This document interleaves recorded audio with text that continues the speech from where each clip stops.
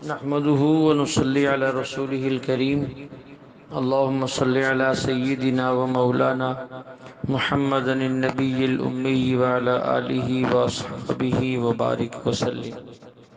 میرے معزز خواتین و حضرات، اسی صورت طٰہٰ کے اندر حضرت موسیٰ علیہ السلام کے واقعہ میں کچھ آگے چل کر یہ آیت قال یا بنی لا تأخذ بلحیتی قال یا ابن ام لا تأخذ بلحیتی ولا برأسی انی خشیت ان تقول فرقت بین بنی اسرائیل ولم ترقب قولی۔ اس کا ذکر ہے کہ جب حضرت موسیٰ علیہ السلام کوہ طور سے واپس آئے اور قوم کو بگڑا ہوا بچڑے کی پوجا میں مبتلا پایا تو غصے میں آ کر اپنے بھائی حضرت ہارون علیہ السلام کو داڑھی اور سر کے بالوں سے پکڑا اور کھینچا، اور وہ کہہ رہے ہیں کہ ایسا نہ کریں، مجھے یہ خدشہ تھا کہ بنی اسرائیل دو فرقوں میں بٹ جائے گی۔ اب یہاں جو بات بتانے کی ہے اور سمجھنے کی ہے وہ یہ ہے کہ دیکھیے حضرت موسیٰ اور حضرت ہارون علیہ السلام یہاں دونوں کا اپنا اپنا اجتہاد ہے۔ حضرت موسیٰ علیہ السلام کا اجتہاد یہ تھا کہ جب ان لوگوں نے شرک کیا تھا تو انہیں قتل کر دینا چاہیے تھا۔ حضرت ہارون علیہ السلام کا اجتہاد یہ تھا کہ مجھے موسیٰ علیہ السلام کے آنے کا انتظار کرنا چاہیے اور معاملہ نرمی کا ہونا چاہیے۔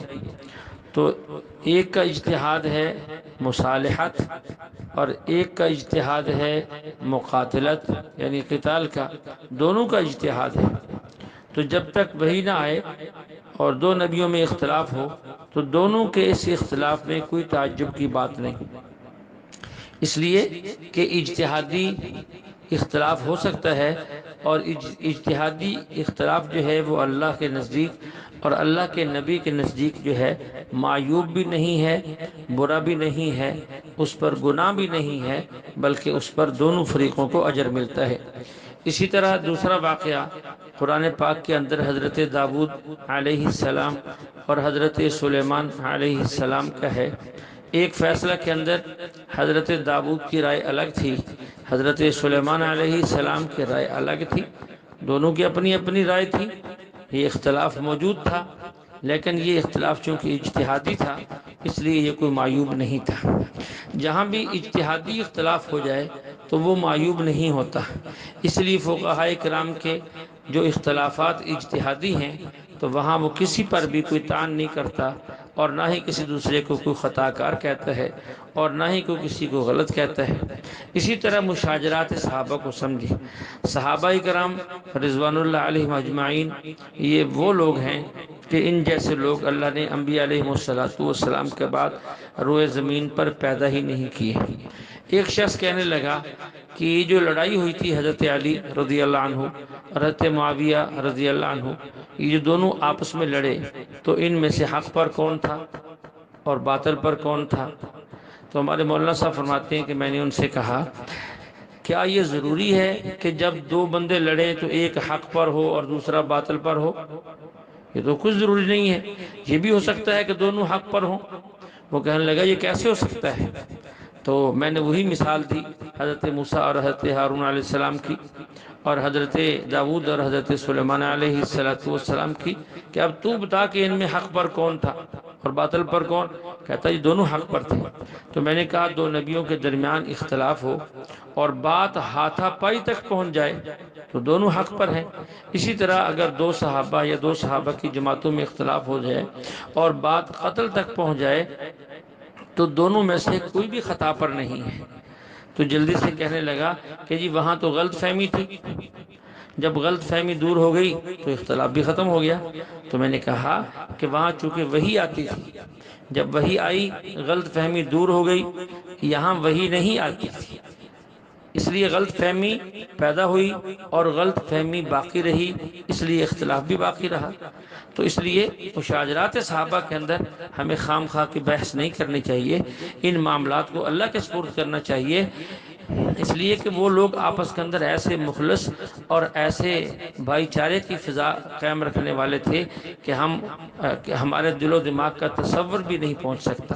اس لیے اہل سنت والجماعت کا عقیدہ یہ ہے کہ حق علی کے ساتھ ہے، اور حضرت معاویہ ہمارے سروں کے تاج ہیں، اور ان کے واقعات کو ہوا دینا یہ کار فجار ہے، یہ فاسق فاجر لوگوں کا کام ہے جو اس قسم کی باتیں لے کر لوگوں کو غلط فہمی میں مبتلا کرتے ہیں۔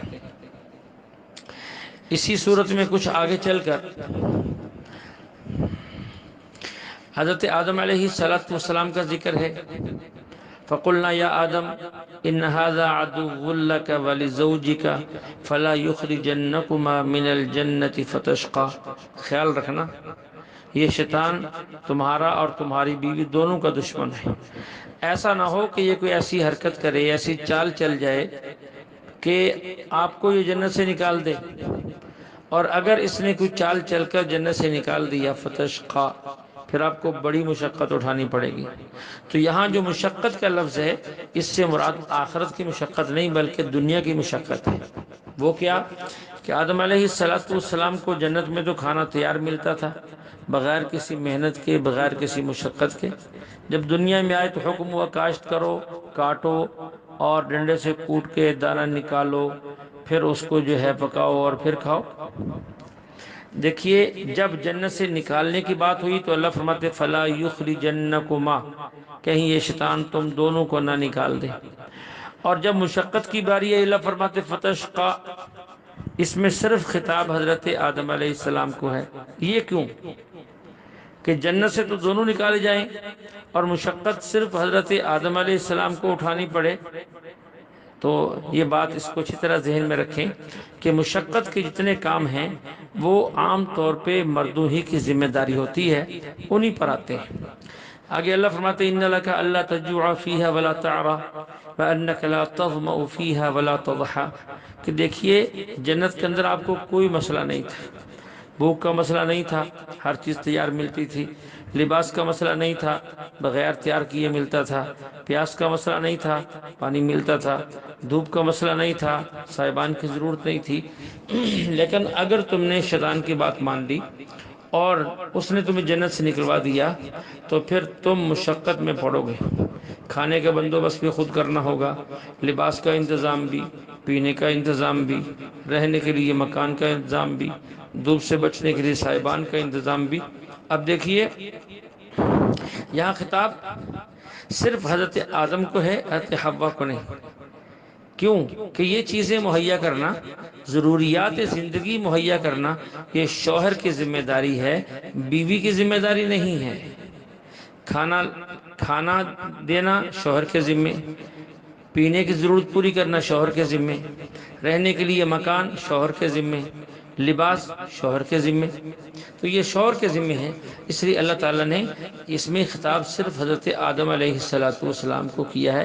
بنیادی ضرورتیں یہ شوہر کے ذمے ہوتی ہیں، جو زائد از ضرورتیں ہوتی ہیں وہ شوہر کے ذمے نہیں ہوتی۔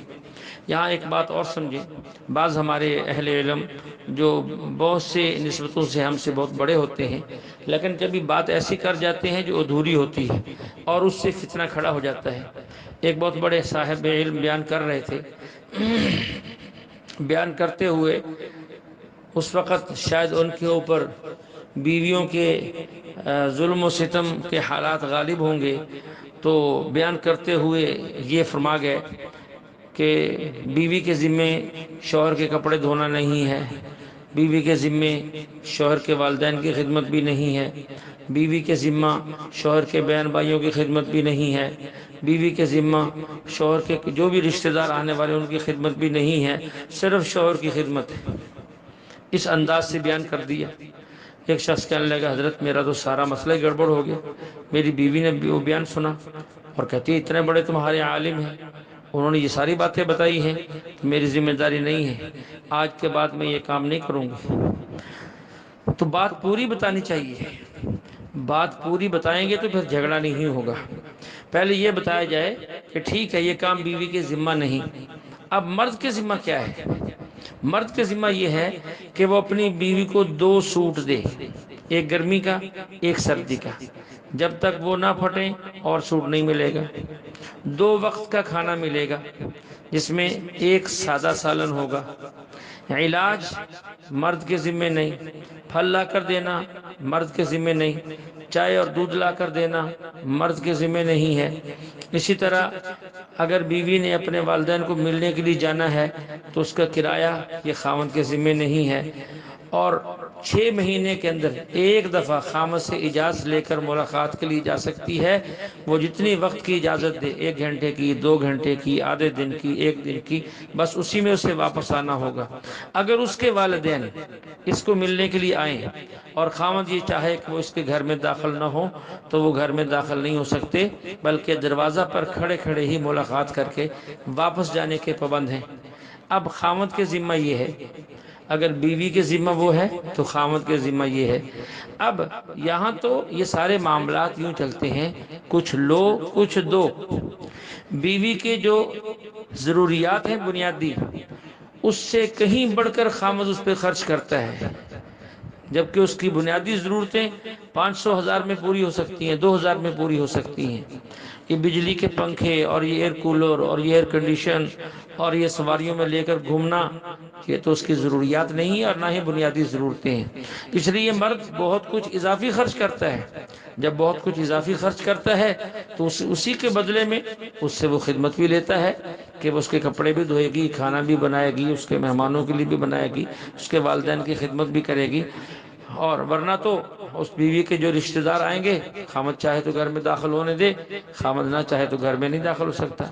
اور اس کے ماں آئے، اس کا باپ آئے، اس کی بہن آئے، اس کے بھائی آئیں، اس کے اور عزیز و اقارب آئیں، تو خاوند کے مال سے وہ عورت ان کو نہ کھلا سکتی ہے، نہ پلا سکتی ہے، اور نہ جو ہے اس کے جو بجلی ہے نہ اس پنکھے کے نیچے بٹھا سکتی ہے، اس کے تو اس کو شریعت اجازت ہی نہیں دیتی۔ تو یہ سب کچھ لو کچھ دو، یہ اس انداز سے یہ بات چل رہی ہے۔ اس لیے پوری بات بتانی چاہیے تاکہ گھروں کے اندر جھگڑا کھڑا نہ ہو اور دونوں فریق اپنے اپنے دائرے کے اندر رہیں۔ یہاں ایک واقعہ یاد آیا، ایک آدمی جو ہے وہ تبلیغ میں لگا اور کچھ اللہ والوں کے پاس بیٹھنے لگا۔ اسے یہ شوق پیدا ہو گیا کہ میں کسی دیندار خاتون، پڑھی لکھی خاتون سے، یوں کہہ لے کسی عالمہ سے شادی کروں تاکہ گھر کا ماحول بھی بہتر ہو، اولاد کی تربیت بھی اچھی ہو، دینداری گھر کے اندر آ جائے۔ اس نے شادی کر لی۔ اب شادی کے بعد معاملہ کیا ہوا، کچھ دن گزرے تو بیوی کہنے لگے دیکھیے میرا حق یہ ہے کہ مجھے الگ مکان دو، میں تو تیرے والدین کے ساتھ نہیں رہ سکتی اور نہ میں ان کو اپنے ساتھ رکھوں گی، یہ میرا شرعی حق ہے، تو اس لیے مجھے الگ مکان دو، تم جانو تمہارے والدین جانے، ان کی خدمت تمہارے ذمہ ہے، میرے ذمہ تو نہیں ہے۔ اب یہ بات اس کی ٹھیک تھی، اس میں کوئی حرج کی بات نہیں ہے، ظاہر ہے والدین کی خدمت اولاد کے ذمہ ہے، بیوی کے ذمہ نہیں ہے۔ اب وہ گئے ایک مفتی صاحب کے پاس کہ جی میں نے شادی کی تھی، بیوی یوں کہتی ہے۔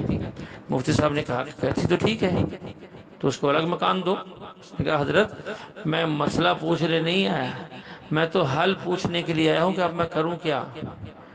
مفتی صاحب نے فرمایا کہ ہاں بھائی، اگر حل پوچھنے آئے ہو تو میں بتا دیتا ہوں، تم جا کر اسے کہو کہ میں تمہارے لیے الگ مکان لے رہا ہوں جس میں تم اکیلی رہا کرو گی، میرے والدین نہ وہاں آئیں گے اور نہ جو ہے تم میرے والدین کے پاس جاؤ گی، نہ تمہیں میرے والدین کے کپڑے دھونے پڑیں گے، نہ ان کا کھانا بنانا پڑے گا، لیکن میں 1 مہینے کے اندر اندر تمہارا مکان بھی تیار کرتا ہوں اور 1 مہینے کے اندر میں اور شادی بھی کرتا ہوں، کیونکہ وہ جو ہے میرے والدین کے گھر میں رہے گی، ان کی بھی خدمت کرے گی اور جو ہے ان کا کھانا بھی بنائے گی، کپڑے بھی دھوئے گی، ان کی ضروریت کا خیال بھی رکھے گی۔ تو اس نے کہا کہ کیوں آپ اور شادی کیوں کر رہے ہیں؟ تو اس نے کہا کہ دیکھیے آپ کا حق ہے الگ مکان، وہ میں دے رہا ہوں، میرا حق ہے شریعت نے دیا دوسری شادی کا، تیسری شادی کا، چوتھی شادی کا، تم اپنا حق لو، میں اپنا حق استعمال کرتا ہوں۔ جب بات یہاں پہنچی تو کہنے لگی اچھا ایک بات بتاؤ، اگر میں اسی گھر میں ٹھہروں اور تمہارے والدین کی خدمت کرتی رہوں تو کیا پھر تم دوسری شادی نہیں کرو گے؟ اس نے کہا نہیں کروں گا۔ تو کہنے لگے چلو ٹھیک ہے، میں اسی گھر میں رہتی ہوں اور میں خدمت کرتی رہتی ہوں۔ اب دیکھیے پورا مسئلہ بتایا، بات حل ہوگی۔ اس لیے کہتے ہیں کہ علماء سے جڑ کے رہنا چاہیے، اگر دور دور رہو گے تو صرف مسئلہ بتائیں گے، اور اگر قریب رہو گے، اہل علم کی خدمت میں رہو گے اور جو ہے ان کے پاؤں دباتے رہو گے، تو جب کہیں پھنسو گے وہ تمہارے لیے اس سے نکلنے کا حل بھی بتائیں گے۔ اس سے آگے جو ہے اسی صورت کے اندر اللہ تعالیٰ کا ارشاد ہے وَعَصَىٰ آدَمُ رَبَّهُ فَغَوَىٰ۔ اب اس کا ایک ترجمہ وہ ہے جو عام لوگ کرتے ہیں، لیکن اس کا ترجمہ کیا ہے؟ حضرت آدم علیہ السلام نے وہ کام کر لیا جو کرنے کا ارادہ نہیں تھا۔ نتیجہ کیا نکلا کہ مشقت میں پڑ گئے۔ ثم اجتباہ ربہ فتاب علیہ وہدی، پھر اللہ نے کرم فرمایا، انہوں نے اللہ کی طرف رجوع کیا، اللہ تعالیٰ نے ان کے رجوع کو اور معذرت کو قبول کر لیا۔ یہاں ایک بات سمجھیں، ہم اہل سنت والجماعت احناف دیوبند کا عقیدہ یہ ہے، انبیاء علیہ السلام ہر چھوٹے اور بڑے گناہوں سے معصوم ہوتے ہیں، اللہ تعالیٰ ان کی حفاظت فرماتے ہیں۔ جو لوگ نبی کو معصوم نہیں مانتے وہ اسی قسم کی آیات کو دلیل کے طور پہ پیش کرتے ہیں۔ دیکھیے وَعَصَىٰ آدَمُ رَبَّهُ فَغَوَىٰ، اب ترجمہ کیا کرتے ہیں؟ آدم علیہ السلام نے نافرمانی کی والعیاذ باللہ۔ تو یہ اشکال ان کو ہوتا ہے جو اس لفظ کا ایک ہی معنی جانتے ہیں۔ عربی فصیح زبان ہے، اس کے ایک ایک لفظ کے کئی کئی معنی ہیں، کس موقع پر کون سا معنی لیا جائے گا، مراد لیا جائے گا۔ جو ایک ہی معنی جانتا ہے وہ یہی معنی کرے گا، اور اس میں انبیاء علیہ السلام کی توہین ہے، یہ معنی بیان کرنا ہی نہیں چاہیے۔ جب ایک لفظ کے دو معنی ہوں اور بندوں کو دونوں معنی آتے ہوں یا اس کے کئی معنی ہوں اور وہ سارے آتے ہوں تو پھر اس قسم کے اشکال پیدا نہیں ہوتے۔ اب دیکھیے لفظ عصا یہ معصیت سے ہے، اس کا ایک معنی تو نافرمانی کرنا ہے، اور اس کا دوسرا معنی وہ کام کرنا جس کا ارادہ نہ ہو۔ آدمی بعض کام بلا ارادہ بھی کر لیتا ہے، کرنا کچھ چاہتا تھا اور ہو کچھ جاتا ہے، اس کو بھی معصیت کہتے ہیں۔ اور یہاں معصیت کا یہی معنی ہے کہ حضرت آدم علیہ السلام قطعاً یہ کام کرنا نہیں چاہتے تھے، اور نہ ہی یہ مقصد تھا کہ جس درخت سے اللہ تعالیٰ نے منع کیا ہے میں وہ درخت کھاؤں، قطعاً نہیں۔ اللہ تعالیٰ نے فرمایا تھا اس درخت سے نہیں کھانا، تو وہ یہ سمجھے یہ حکم ایک خاص درخت کے لیے ہے، تمام درختوں کے لیے نہیں ہے۔ اسی جنس کے مثال کے طور پہ آپ سمجھے کہ انجیر کا درخت تھا، مثال دے رہا ہوں، تو اللہ نے کہا اس درخت کے قریب نہیں جانا، تو جس کی طرف اشارہ کیا وہ سمجھے کہ شاید اس درخت سے نہیں کھانا۔ اب انجیر کے جو دوسرے درخت ہیں وہاں کھانے سے تو کوئی حرج نہیں ہے، اس لیے کہ اللہ نے ان سے منع ہی نہیں کیا۔ تو اس انداز سے تو وہ کرنا کچھ چاہتے تھے اور ہو کچھ کیا، تو اس معصیت کا معنی پھر نافرمانی نہیں ہوگا۔ اسی طرح اسی آیت کے آخر میں فغوا، غوا کا لفظ اس کا ایک معنی ہے دنیاوی معاملات میں انسان کا مشقت میں پڑ جانا، راحت کا ختم ہو جانا، تکلیف کا آ جانا، اور ایک اس کا معنی ہے گمراہ ہو جانا۔ تو جن کو غوا کا ایک ہی معنی آتا ہے وہ اعتراض کرتے ہیں الیاذ باللہ کہ حضرت آدم علیہ السلام گمراہ ہو گئے، اور جن کو غوا کے سارے معنی آتے ہیں وہ سمجھتے ہیں اور وہ یہ کہتے ہیں کہ یہاں غوا کا معنی گمراہ ہونا نہیں، بلکہ اس کا معنی زندگی کا تنگ ہونا، عیش کا ختم ہونا۔ تنگ ہونے سے مراد یہ بھی نہیں کہ دلی تنگی، بلکہ ظاہری مشقت کا پیدا ہونا، کہ جنت سے نکلے اور وہ سارے کام خود کرنے پڑ گئے جو وہاں انہیں تیار ملتے تھے۔ تو اسی طرح کی عجیب عجیب لوگ باتیں کرتے ہیں، اور ہر باطل نے ایک ہی معنی یاد کیا ہوتا ہے، وہ اسی پر جمع ہوتا ہے اور اسی کو لے کر لوگوں کے اندر اشکال ڈالتا رہتا ہے۔ میرے استاد محترم شیخ مکرم حجت اللہ فی الارض، مناظر اسلام، وکیل اسلام حضرت مولانا محمد امین صفدر اکاڑوی رحمۃ اللہ علیہ فرماتے تھے کہ ایک جگہ مناظرہ تھا، ایک بہت بڑے آدمی سے مناظرہ تھا اور مسئلہ تقلید تھا۔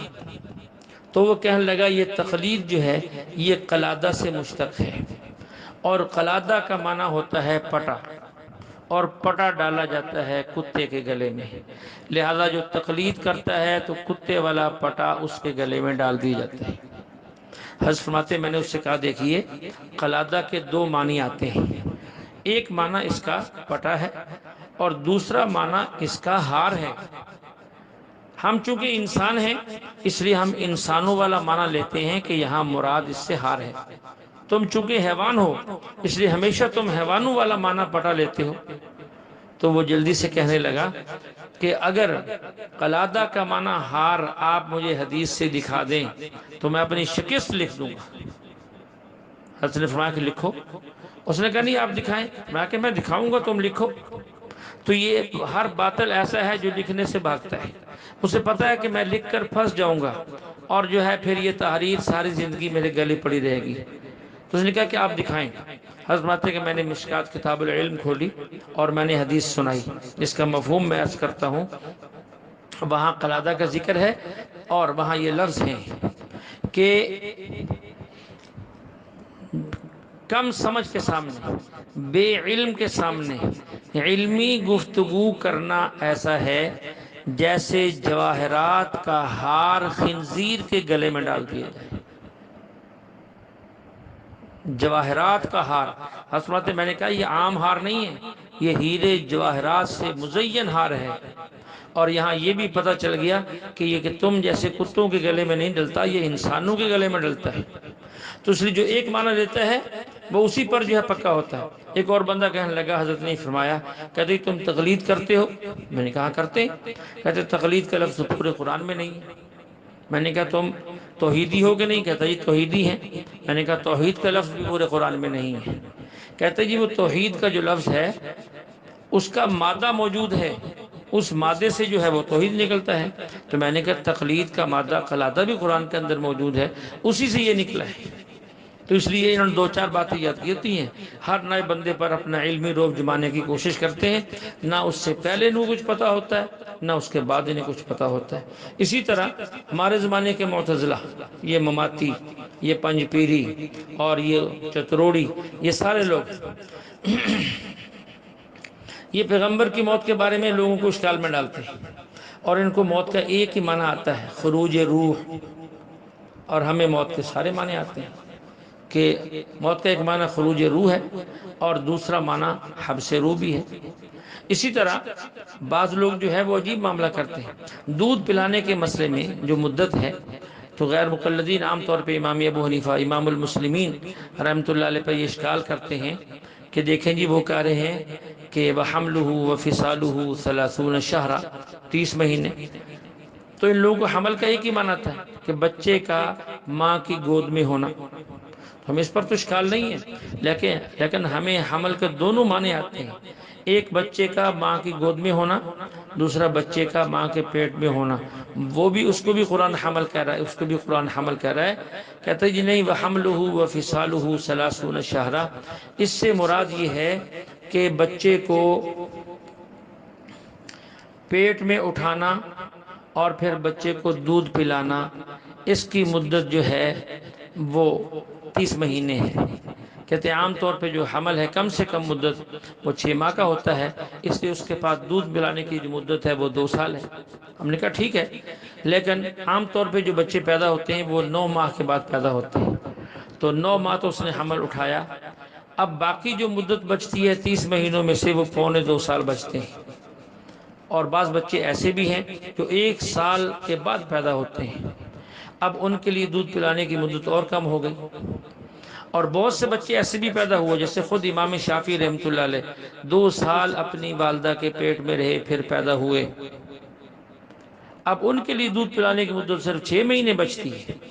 اگر ہم حمل کا وہ معنی لے جو تم کرتے ہو، اس لیے ایک معنی لینے سے انسان جو ہے وہ پھنستا چلا جاتا ہے۔ اگر پورے علوم پر اور پورے معنی پر اسے دسترس حاصل ہو تو پھر کبھی بھی پھنستا نہیں ہے۔ اسی طرح یہ لوگ عصا اور غوا کے وہ ایک معنی لے کر اشکال کرتے ہیں، اگر دونوں معنی لیے تو قطعاً اشکال نہیں ہوتی۔ یہاں ایک بات ہمارے آج کل کے زمانے کے لیڈی ڈاکٹروں کے لیے بھی عرض کرتا چلوں کہ انہوں نے علاج کو کاروبار بنایا ہے، خدمت نہیں بنایا۔ ابھی کتنے دن باقی ہوتے ہیں کہ بچہ فلاں دن کو پیدا ہوگا، فلاں دن کو آپریشن کرا لو، بچہ الٹا ہو جائے گا، عورت مر جائے گی، یہ ہو جائے گا، وہ ہو جائے گا۔ یہ صراحتاً کذب ہے، یہ ان کے مال کمانے کے بہانے ہیں۔ انہیں پتہ ہے اگر یہ بچہ ویسے ہی پیدا ہو گیا تو ہمارا 30,000 40,000 50,000 60,000 جو ہم نے لینا ہے وہ ضائع ہو جائے گا۔ ختم جو ہے بچہ اپنی مدت سے لیٹ ہو جائے، نہ ماں کو کچھ ہوتا ہے نہ بچے کو کچھ ہوتا ہے۔ یہ خام خواہ کی باتیں ہیں، کتنے کتب تاریخ بھری پڑی ہیں کہ کتنے کتنے عرصے کے بعد بچے پیدا ہوئے، ماں بھی تندرست ہے، بچہ بھی تندرست ہے، اور دونوں صحیح سالم ہیں۔ اس لیے جو ہے اللہ کو خوف کیا کریں، مریض کا علاج کریں، مریض کو جو ہے وہ قصائی بن کے لوٹنا اور اس کی جیب خالی کرنا یہ مقصود نہ ہو۔ اللہ ہمیں سبھی خدمت کرنے کی توفیق عطا فرمائے۔ اس کے بعد جو ہے اسی صورت کے اندر ایک آیت ہے، وَمَنْ أَعْرَضَ عَنْ ذِكْرِي فَإِنَّ لَهُ مَعِيشَةً ضَنْكَ وَنَحْشُرُهُ يَوْمَ الْقِيَامَةِ أَعْمَى، کہ جو شخص میری یاد سے غافل ہوتا ہے تو اس کی زندگی تنگ ہو جاتی ہے۔ قبر کی زندگی تنگ ہو جاتی ہے یا دنیا کی زندگی تنگ ہو جاتی ہے؟ دنیا کی زندگی کے تنگ ہونے کا مطلب یہ ہے کہ اس کی حرص بڑھ جاتی ہے، سب کچھ ہوتا ہے، دلی سکون نہیں ہوتا، اور آ جائے اور آ جائے اور آ جائے۔ جب اس شخص کو اللہ قیامت دن اٹھائیں گے تو اندھا کر کے اٹھائیں گے، یہ کہے گا یا اللہ لما حشرتنی اعمی وقد کنت بصیرا، یا اللہ میں دنیا میں دیکھا کرتا تھا، آج مجھے اندھا کیوں کیا گیا؟ اللہ فرمائیں گے کذالک اتتک آیاتنا فنسیتها وکذالک اليوم تنسى، تیرے پاس ہماری آیتیں آئی تھیں، ہمارے احکام آئے تھے، احکام پہنچانے والے آئے تھے، تو نے انہیں بھلا دیا، اور آج کے دن تجھے بھی بھلا دیا جائے گا، آج کے دن تجھے بھی بھلا دیا جائے گا۔ بھلا دینے کا یہ معنی نہیں کہ اللہ بھول جائیں گے، اللہ تو کسی چیز کو بھی نہیں بھولتے، بلکہ یہاں معنی کیا ہوگا، جس طرح اس شخص نے اللہ کی آیات کا خیال نہ رکھا، آج اس کا خیال نہیں رکھا جائے گا۔ تو اسی کو تنسا سے تعبیر کیا گیا۔ اگر کسی کو ایک ہی معنی ہو تو وہ تو وہی کرے گا کہ اللہ تعالیٰ بھول گئے، حالانکہ اللہ تعالیٰ بالکل نہیں بھولتے، اور وہ کسی چیز کو بھی نہیں بھولتے۔ اس صورت کے آخر کے اندر دین کی محنت کرنے والے، تبلیغ کرنے والے، اللہ کا پیغام پہنچانے والے، ان کے لیے کچھ ہدایات ہیں کہ جب کوئی مسائل کھڑے ہوں تو آپ نے کیا کرنا ہے۔ ظاہر ہے راہ خدا میں، دین کے راستے میں تکالیف کا آنا لازم ہے۔ اللہ فرماتے ہیں فَاصْبِرْ عَلَىٰ مَا يَقُولُونَ وَسَبِّحْ بِحَمْدِ رَبِّكَ، اے میرے پیغمبر یہ لوگ آپ کی بات نہیں مانتے، آپ کو تنگ بھی کرتے ہیں، الزام بھی لگاتے ہیں، راستے میں رکاوٹ بھی ڈالتے ہیں، بس اب آپ کے ذمہ دو کام ہیں۔ وہ کیا؟ نمبر ایک فَاصْبِرْ عَلَىٰ مَا يَقُولُونَ، یہ جو بھی کہیں آپ صبر کریں۔ نمبر دو وَسَبِّحْ بِحَمْدِ رَبِّكَ، بس ہر وقت اللہ کو یاد کریں، اللہ کے ذکر میں لگے رہیں۔ یہ بات اچھی طرح ذہن نشین رکھیں۔